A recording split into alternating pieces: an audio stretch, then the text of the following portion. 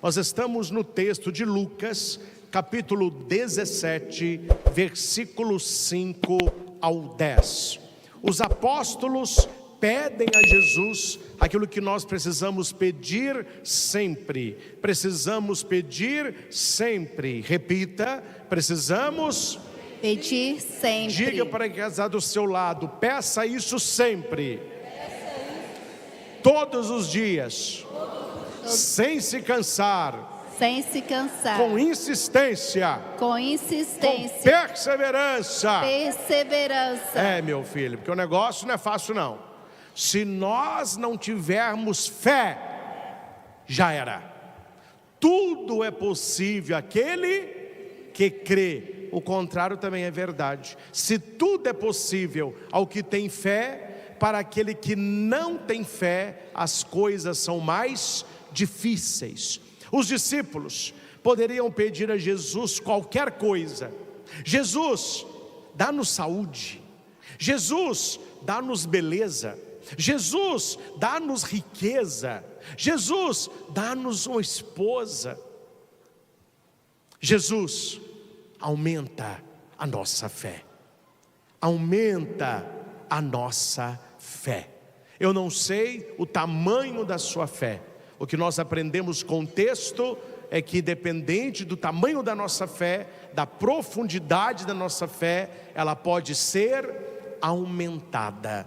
Agradecido sempre, conformado jamais. Repita, agradecido sempre, conformado jamais. Eu quero é mais. A nossa fé, ela deve crescer, ela deve se aprofundar. E a fé, que aqui vem do grego pistis. Pistis significa um volver também do intelecto, um volver da vontade, um curvar-se perante a palavra de Deus. Fé é confiança. Aquele que confia tem fé, aquele que não tem fé não confia. E quando eu falo de confiança, é uma atitude do coração, é uma atitude de dentro para fora. E a atitude interior, ela se manifesta na vida exterior. A fé que nós trazemos no coração, ela é manifesta na nossa vida, nas nossas atitudes, nas nossas palavras.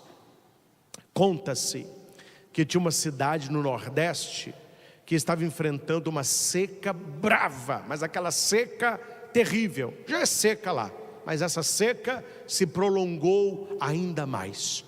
O padre da paróquia, querendo mobilizar as pessoas em oração, ele disse assim: vamos no próximo sábado de manhã levar latas de água para jogar no pé do cruzeiro, clamando chuva. É uma tradição antiga. Quando não chovia, as pessoas jogavam água no pé do cruzeiro. Vou abrir um parênteses, naquela época tinham cruzeiros, né? Naquela época tinham várias cruzes pela cidade. Hoje já não vê quase nada, mas naquela época tinha. E o padre chamou então toda a paróquia, pegou o grupo de jovens, falou: olha, vocês vêm, vamos fazer uma caminhada animada, vamos jogar água no pé da cruz, porque nós vamos pedir chuva. Meu filho, o povo atendeu o padre no sábado de manhã, mas estava uma festa, pessoal cantando, pessoal passou bronzeador, chapeuzinho, óculos escuro, pessoal de bermuda, camiseta, pessoal cantando, pessoal levou pandeirinho, violão, pessoal também, né, vendendo água mineral. Olha, água mineral R$1, água mineral R$1, com gás, sem gás, e picolé, e aquela festa, e o pessoal subindo para o cruzeiro, carregando as latinhas de água.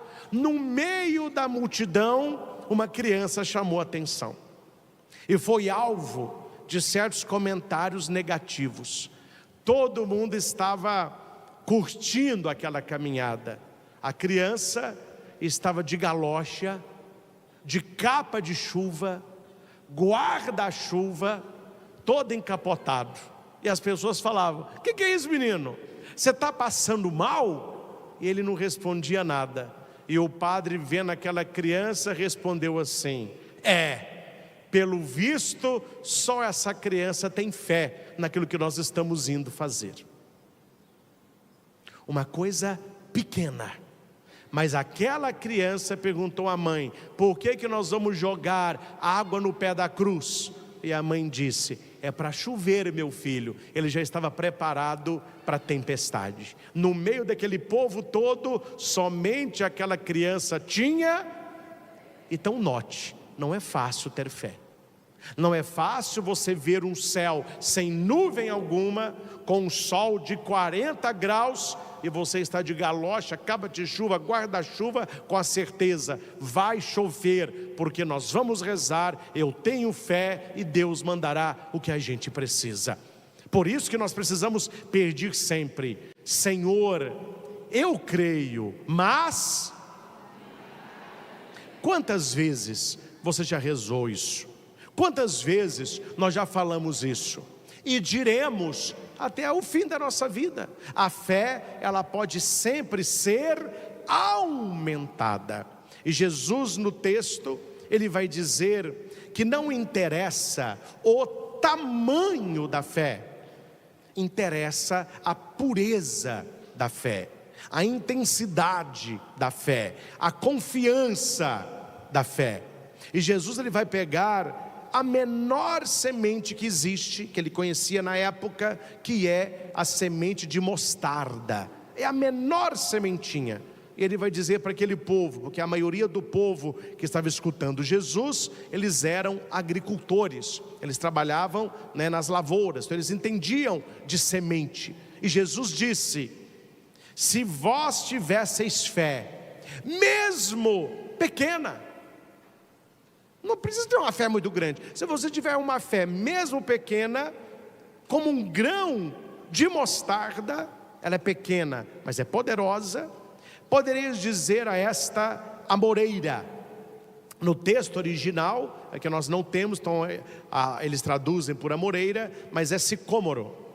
É uma árvore onde ele tem raízes, tanto para o lado como para o fundo. E várias árvores podem ser transplantadas. Pode tirar uma árvore daqui e colocá-la para lá. Eu estava vendo num condomínio lá em Itaúna, estão inaugurando um condomínio novo, já estão vendendo os lotes, e eu vi os caminhões chegando com palmeiras e árvores grandes.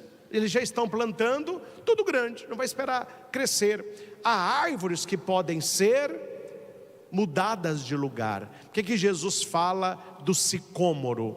Porque quem entende de plantação sabe, se muda várias árvores, sicômoro não tem como mudar. É um trabalhão, ele tem raízes tanto para o lado como para o fundo. Então uma vez plantado, ali ele vai ficar. E Jesus disse isso: olha, uma árvore que o ser humano não consegue mudá-la de lugar, não consegue arrancá-la, pela fé, você não tem que fazer força nenhuma braçal. Se você tivesse fé do tamanho de um grãozinho de mostarda, você olharia para esta árvore e diria: arranca-te daqui e lança-te ao mar, planta-se ao mar. Ela sairia e se plantaria no mar. A pergunta é, meus irmãos, alguém planta árvore no mar? Alguém planta alguma coisa no mar?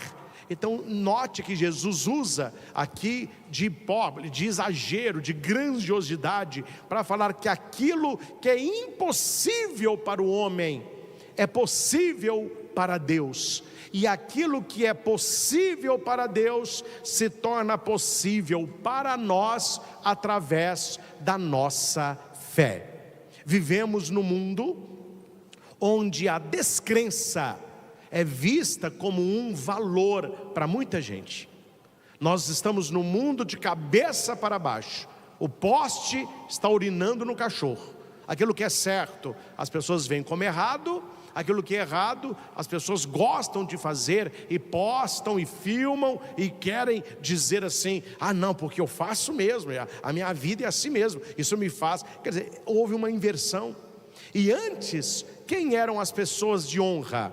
As pessoas que tinham fé, as pessoas que você via rezando, As pessoas que você via com o terço na mão, lendo a palavra, praticando o sacramento. O que o mundo valoriza hoje?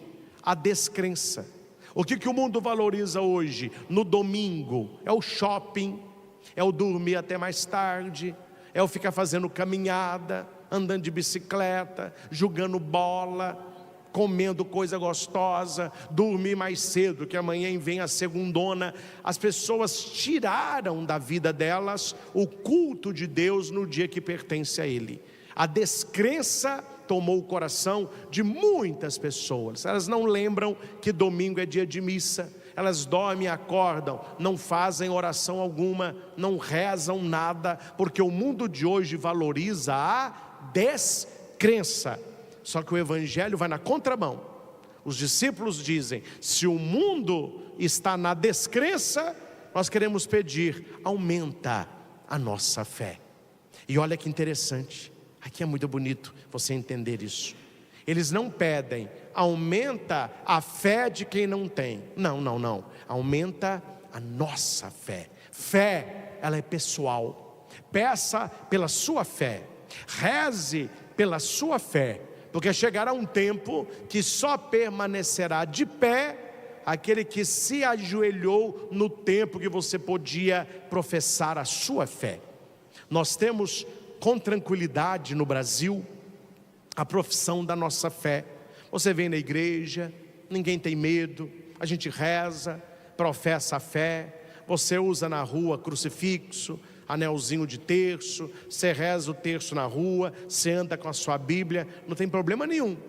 Mas se você for em alguns países no mundo, é proibido ser cristão, é proibido ser católico. As pessoas vão bater em você, elas vão te espancar na rua, elas vão cuspir na sua frente, elas vão te jogar ovo. Quantas reportagens nós temos visto de cristãos que estão na igreja, eles colocam uma bomba na igreja, matam 30, 40, 80 pessoas, padres presos, bispos perseguidos, igrejas destruídas, porque a fé tem sido perseguida. E nós na terra de Santa Cruz, no nosso Brasil, nós temos esta bênção, que é a propagação da nossa fé, e um povo profundamente devoto, um povo profundamente de fé. Por mais que aqueles que não têm fé façam barulho e mostrem que a maioria pertence a Ele, estão longe, mas muito longe, muito longe de serem a maioria.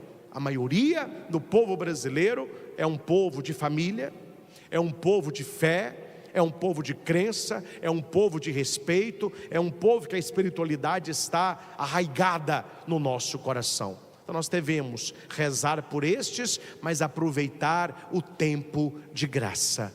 Aproveitar o tempo de graça. Este final de semana eu estive em Fortaleza, na festa de São Miguel Arcanjo, final de semana passado, no Instituto Hesed. E entre uma pregação e outra, nós temos lá a sala dos pregadores. Então a gente almoça junto, toma café, e em várias refeições o assunto era esse: nós estamos vivendo algo sobrenatural na espiritualidade. Não é normal as pessoas estarem reunidas em multidões apenas para terço, para missa, para eventos. São Miguel entrou com tudo no Brasil. Várias dioceses e arquidioceses estão sendo consagradas a São Miguel. É a grande reconquista. Nós devemos estar com Miguel, com Rafael, com Gabriel. Os estados estão se dobrando perante o poderio dos céus. Nós vemos a festa de São Miguel lá no Hesed, não tinha onde pôr mais gente. Você via a festa de São Miguel na Canção Nova, não tinha onde pôr mais gente. Você via a festa de São Miguel no Santuário de São Miguel, não tinha onde pôr mais gente. Está tudo lotado, igrejas lotadas. Eu que tenho a graça de viajar Brasil afora, sempre que eu estou com os padres falam: padre, aqui na nossa paróquia nós temos 3 missas, 4 missas, 5 missas por final de semana, todas cheias. Aí a gente fica questionando, e eu não vou entrar nisso aqui, porque eu não quero criar polêmica, mas já criando, Eu não levei muito a sério os dados do censo último do IBGE com a Igreja Católica, não. Tem alguma coisa nisso aí, porque no censo nós caímos, mas para a igreja tudo aumentou. Aqueles documentos que a igreja manda para Roma estão todos em alta. Aumentaram os batizados, aumentaram os casamentos, aumentaram a primeira comunhão, aumentaram crismas, aumentaram missa, os padres aumentaram o dia de atendimento, aumentaram as escolas católicas, aumentaram as comunidades católicas, aumentaram os institutos de vida consagrada, os seminários estão cheios, os conventos, as moças estão voltando à vida. Como que a coisa está diminuindo? Nós temos visto o contrário, eventos gigantescos Brasil afora de um povo de fé. A fé está ressurgindo. E aqui, meus irmãos, há uma divisão muito clara, e nós precisamos estar neste time dos que pedem: aumenta a nossa fé, porque eu vejo como positivo, eu não vejo como negativo. Hoje as pessoas são muito claras, aquelas que têm fé, aquelas que não têm fé, aquelas que temem a Deus, aquelas que não temem a Deus, aquelas que estão numa vida de santidade e aqueles que escolheram uma vida de promiscuidade. Eu não vou entrar aqui no que é, porque vocês são inteligentes. Antes, o que era feito entre quatro paredes, porque era visto como vergonhoso, hoje tem desfile, tem parada. E as pessoas fazem a olho nus, 3, 4 horas da tarde, aquilo que a gente não deveria fazer nem escondido, porque a coisa se dividiu com clareza. E por que é bom isso ter acontecido? Para você saber quem é quem, qual é a ideologia e os valores que a pessoa defende, qual é a família que ela acredita e qual time que ela vai julgar. Não tem mais essa, meus irmãos, de ficar em cima do muro. Aqui, ou você vai ser uma pessoa de fé, ou você vai ser um descrente.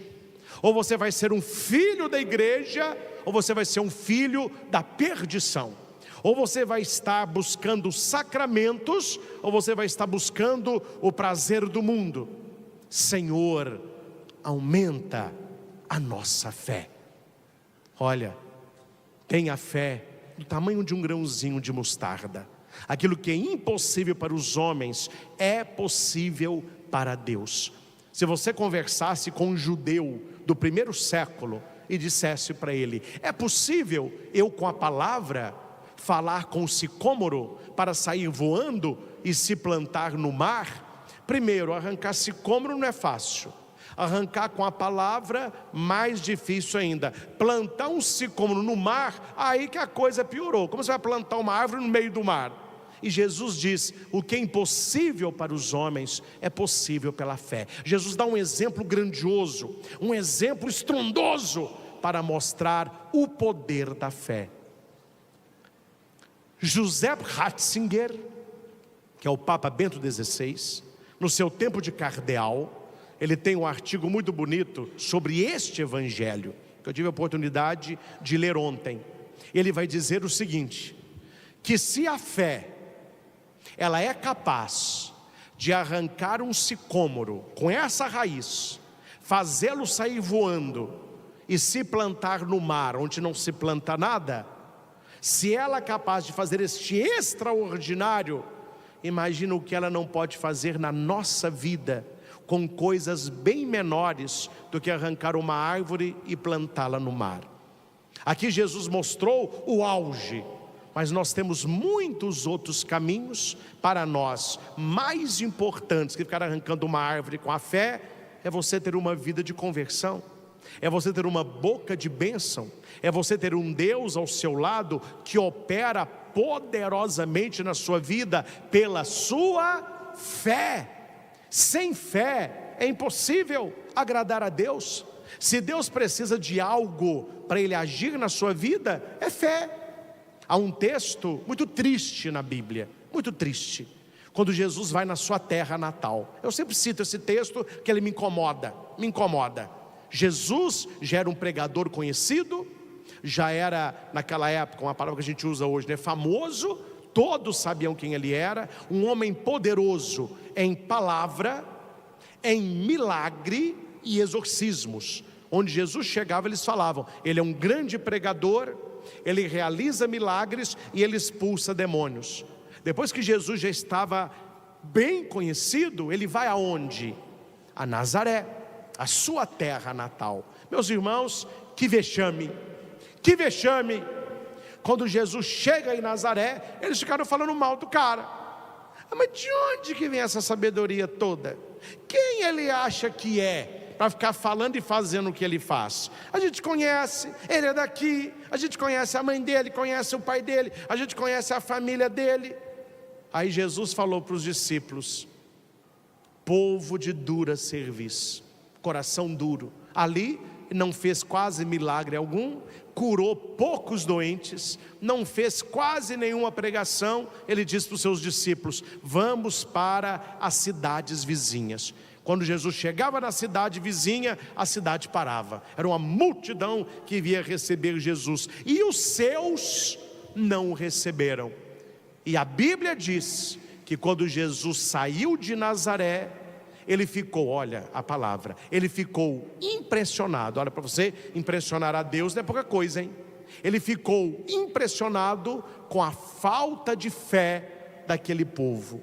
E porque faltou a fé, não aconteceu milagre, não aconteceu grandes pregações, não aconteceu grandes curas, não aconteceu exorcismo. Quer dizer, Deus não afastou o mal, porque Deus precisa da nossa fé. José Ratzinger, Papa Bento, vai dizer que aquele milagre da multiplicação dos pães ilustra a nossa fé, que Deus quer fazer uma obra grandiosa, mas nós temos uma fé muito pequenina. Ele precisa da sua fé apenas do tamanho de um grão de mostarda, porque a multiplicação dos pães começou com algo muito pequeno, 5 pãezinhos e 2 peixinhos para 5.000 homens, sem contar mulheres e crianças. Peguemos nós que aqui estamos, não vou contar aí os milhares que estão, pelos meios de comunicação, mas nós que estamos no santuário, o que é, meus irmãos, para nós que aqui estamos, 5 pãezinhos e 2 peixinhos? Não vai dar uma migalha para cada um, mas eles tinham aquilo, eles ofertaram aquilo. Jesus olha os 5 pães e 2 peixes, ele olha a multidão e diz: vai dar. É a fé. Qual é a fé que Deus espera de nós? 5 pães e 2 peixes, é pouco mesmo, é pequenininho mesmo. Eu fico muito me cobrando, mas eu queria ter mais fé, eu queria acreditar mais, e Deus fala: padre, se eu tiver fé do tamanho de um grão de mostarda, está valendo. E a gente vai aumentando, nós vamos trabalhando juntos. Então este é o nosso pedido: Senhor, aumenta a minha fé. Não quero aprofundar, que nós não temos tempo para isso, mas eu não poderia deixar de ir ao catecismo da Igreja Católica. Eu sempre digo isso: Bíblia anda de mãos dadas com o catecismo da Igreja Católica. E aqui eu falo sem medo de contrariar A ou B, porque se contrariar, quem está contrariado está errado mesmo. Se a pessoa tem uma pregação ou um ensinamento, seja quem for, que vá contra o catecismo da igreja, isso não é doutrina, é opinião dele, é opinião dela. Seja pregador, seja padre, seja quem for, porque tem muita gente pregando coisas erradas por aí, ensinando para o povo coisas erradas, que não é a doutrina da igreja, é a opinião da pessoa. E aqui eu digo sem ser grosseiro, que esta pessoa que tem o microfone e o púlpito, guarde a opinião dela para ela. Ninguém quer saber a opinião dela, ninguém interessa pela opinião dela. Eu não sei se os senhores são assim, eu não sei se quando vocês vêm à missa e vêm aqui ao santuário, temos hoje aí várias caravanas, vários visitantes, eu vou lá para ouvir qual que é a opinião do Padre Christian. Meu filho, você não está aqui para ouvir opinião de padre, você está aqui para ouvir a doutrina sólida, receber o ensinamento firme. Eu não vou entrar aqui porque é a minha pregação de outro momento, mas nós temos aqui na segunda leitura um conselho de Paulo para os achistas. Que a igreja está cheia de achistas. Aí eu acho isso. Aí eu acho que é pecado. Aí eu acho que não é pecado. Até em confissão, meu filho. O penitente vai buscar uma orientação no confessionário. O padre fala com a pessoa. Aí eu acho que isso não é. Mas o que o padre está achando? O que um cara desse acha? Não tem que achar nada. É ou não é?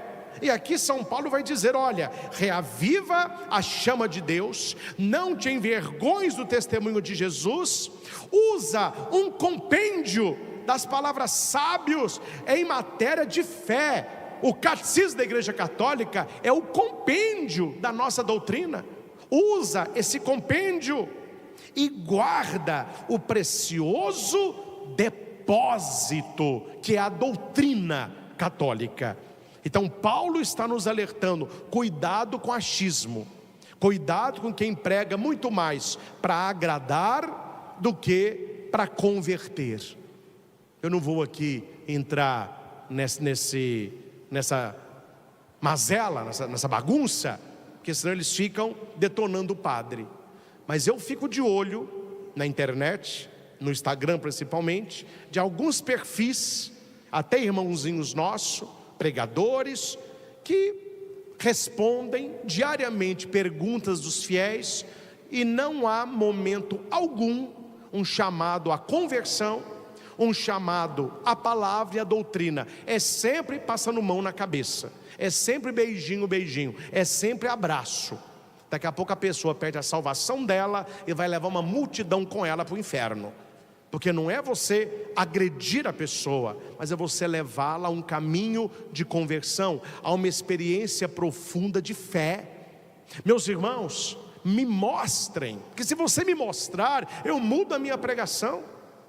Me mostre na Bíblia, mas tem que ser na Bíblia. Uma pessoa que teve uma experiência de fé com Jesus Cristo, que não mudou de vida. Onde que você tem na Bíblia Jesus estando com o pecador, para que o pecador continuasse pecador?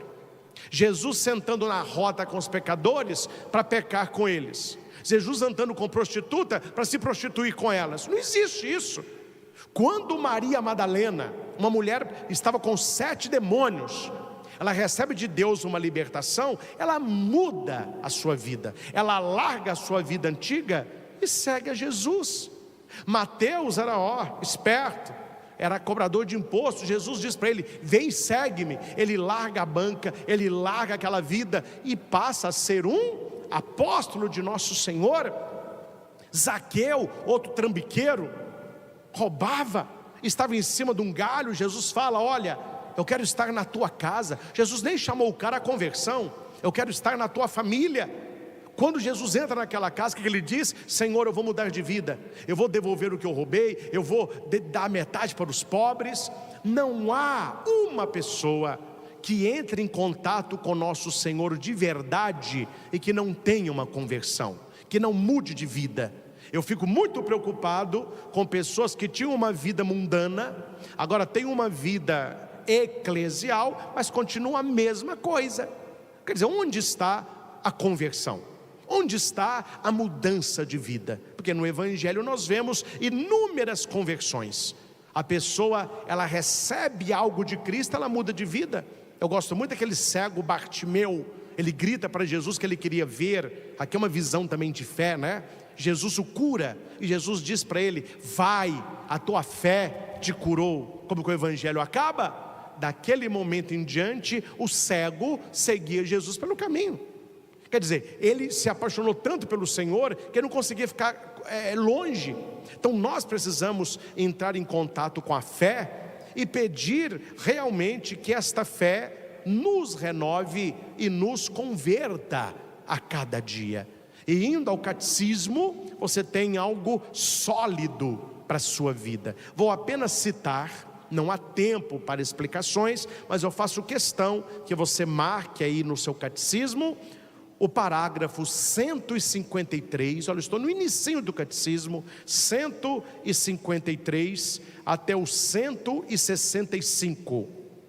153 até o 165. E aqui eu quero ler para você apenas o que eu grifei, bem resumidamente. Aqui se chama as características da fé. Eu que tenho fé, quais são as características da minha fé? O que eu tenho que olhar para saber se eu tenho fé? Um exemplo rápido, eu gosto muito de analogia que a gente compreende melhor. Como que eu sei que alguém está gripado? Eu não vejo a gripe. Prazer, padre, prazer, quem é você? A gripe. Não, nunca vi. Mas eu sei que a pessoa está gripada. Como? Febre, nariz escorrendo, corpo ruim, não quer comer. Ah, meu filho, você pegou um resfriado daqueles, viu? São os sinais. O catecismo nos traz quais os sinais da fé. A gente não vê a fé, como a gente não vê a gripe, mas eu sei identificar a gripe. Como que eu identifico a fé? O catecismo me diz: primeiro, a fé é uma graça. Repita: a fé é um dom de Deus, uma virtude sobrenatural infundida por Ele. Então a fé, ela não começa em nós. A fé é um presente, é um dom que deve ser pedido. A fé é também um ato humano. A fé é também olha para você ver, ela é graça, mas ela é um ato humano. É o parágrafo 154. Não contraria nem a liberdade, nem a inteligência do homem confiar em Deus e aderir às verdades por Ele reveladas. Então a fé é uma graça, mas é uma atitude minha ter fé. Eu olho para aquilo que Deus revelou, eu tenho essa abstração da revelação de Deus e eu tenho uma atitude de fé. No parágrafo 156, a fé também é algo da inteligência. O motivo de crer não é o fato de as verdades reveladas aparecerem como verdadeiras e inteligíveis à razão natural. Ou seja, então isso é racional, isso tem lógica, então eu vou crer. O catecismo diz que crer não é um fato que acontece assim. Cremos por causa da autoridade de Deus que se revela e que não pode nem enganar-nos e nem enganar-se. Deus não se engana e Deus não nos engana. Então nós podemos confiar nele, nós podemos ter fé. A fé é certa. Repita de novo: a fé é certa. Você que está comigo pelos canais no YouTube, escreva aí no comentário: a fé é certa. Isso está no parágrafo 157. Atenção, que você deveria saber esse parágrafo de cor. Quando alguém falar para você assim: mas quem é inteligente não tem fé. Quem é culto não tem fé. Quem tem uma inteligência superior não tem fé. Isso aí é coisa de gente boba. Fé e igreja é coisa de gente boba. Olha como que eles estão querendo mudar a coisa. Olha o que diz o parágrafo 157. A fé é certa, mais certa do que qualquer conhecimento humano, porque se funda na própria palavra de Deus, que não pode mentir. Sem dúvida, as verdades reveladas podem parecer obscuras à razão e à experiência humana, mas a certeza dada pela luz divina é maior do que a dada pela luz da razão natural. 10.000 dificuldades não fazem uma única dúvida. Não é porque nós temos dificuldades no caminho da fé que nós vamos duvidar, colocando em xeque a nossa própria fé. Então, se as pessoas confiam muito na razão natural, no intelecto, na inteligência, o catecismo diz que muito maior do que o conhecimento humano é a fé, porque ela vem de verdades reveladas. No parágrafo 160 temos algo importante, e aqui eu gostei, porque para quem não tem fé, parece que ela é obrigada a ter fé. Olha para cá, você já notou que nós que temos fé, respeitamos quem não tem? Mas você já notou que quem não tem fé quer acabar com a nossa fé? Eu vou repetir, porque a coisa tem que ser falada clara. Nós que temos fé, respeitamos quem não tem. Meu filho, você quer ir para o inferno, o problema é seu.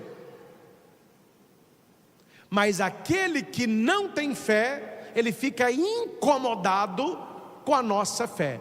E todo aquele que não tem fé, ele parte para o ataque. Então ele critica o sacramento, ele critica a igreja, ele critica você que vai à missa, ele critica você que levanta 4 horas da manhã para rezar terço. O povo faz da vida uma pornochanchada, passa a madrugada inteira no pecado, ninguém fala nada. Aí alguém levanta 4 horas para rezar o terço, aí, mas tem problema, essa pessoa aí, por quê? Notem, o crente, ele não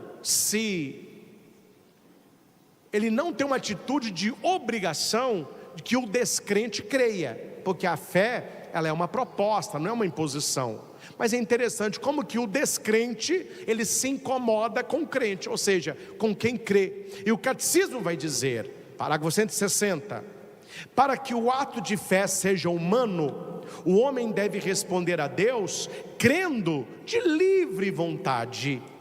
Ninguém deve ser forçado contra a sua vontade a abraçar a fé, porque a fé é um ato voluntário. Há quem creia e há quem não creia. Cristo convidou a fé e a conversão, mas de modo algum coagiu. Ele convida: se alguém quer me seguir, siga-me. Tem quem queira, tem quem não queira. Na cabeça do descrente, parece que Jesus falou assim, todo mundo tem que me seguir, tem que crer em mim. E não, ele vai dizer, se alguém quiser. Então Jesus, ele convida a fé e a conversão, mas ele não se impõe, ele não coage. Isso está no parágrafo 160. Deu testemunho da verdade, mas não quis impô-la pela força aos que a ela resistiam. Seu reino se estende graças ao amor com que Cristo, exaltado na cruz, atrai os homens a si. Então a fé não é algo obrigatório, mas é algo que Deus nos oferece. Feliz daquele que aceita. Aí você pode dizer assim, uai padre, então que maravilha, então eu posso ou não crer? Só que o catecismo vem no parágrafo 161. A pessoa pode crer e ela pode não crer. Só que, para que você se salve, você precisa crer. Se você não quer se salvar, não creia. No catecismo diz o parágrafo 161: é necessário, para obter a salvação, crer em Jesus Cristo e naquele que o enviou para a nossa salvação. A fé é necessária para a salvação. Hebreus 11:6. Sem fé é impossível agradar a Deus. Eu posso crer e eu posso não crer, mas para que eu seja salvo é preciso que eu creia. No parágrafo 162, ele fala sobre algo importantíssimo: a perseverança da fé. Repita: perseverança da fé. A fé é um dom gratuito que Deus concede ao homem. Glória a Deus. Este dom inestimável, nós podemos perdê-lo. O catecismo nos ensina que se você não cuidar da sua fé, você vai perdê-la. Está em 1 Timóteo 1:18 e 19. São Paulo diz, atenção: combate o bom combate com a fé e a boa consciência, pois alguns, rejeitando a boa consciência, vieram a naufragar na fé. A fé afundou. Então precisamos alimentar a nossa fé. Como, padre, que eu alimento a minha fé? catecismo responde: devemos alimentá-la primeiramente com a palavra de Deus. Devemos implorar ao Senhor que aumente. Senhor, eu creio, mas aumentai a minha fé. ela deve agir pela caridade, ser carregada pela esperança e estar enraizada na fé da igreja. Estar enraizada na fé. Sabe, tem gente chata, viu? Sabe, eu creio em Jesus, mas eu não vou à igreja. Eu creio do meu jeito. Eu e meu Deus nos entendemos. O catecismo diz que uma fé fora da igreja é uma fé inventada pela própria concupiscência, por uma mente louca. Porque Jesus sempre ele reuniu a igreja em torno dele. A nossa fé, ela deve ser pela caridade, carregada pela esperança e ter as suas raízes na fé da igreja. Por quê? Porque foi a igreja que recebeu o depósito da fé. Depositum fidei. Não foi você que a recebeu. A pessoa não vai à igreja. Eu não preciso da igreja. Mas nasce o neném, leva a batizar. Por que você não batiza? Quando tem alguma missa assim festiva, eu vou para comungar. Por que você não consagra? Quando eu estou assim muito ruim, eu quero uma bênção. Por que você não se abençoa? Morreu alguém, chama o padre. Não, faça você a encomendação. Quer dizer, as pessoas são utilitaristas. Elas dizem que não precisam até precisarem. Até precisarem.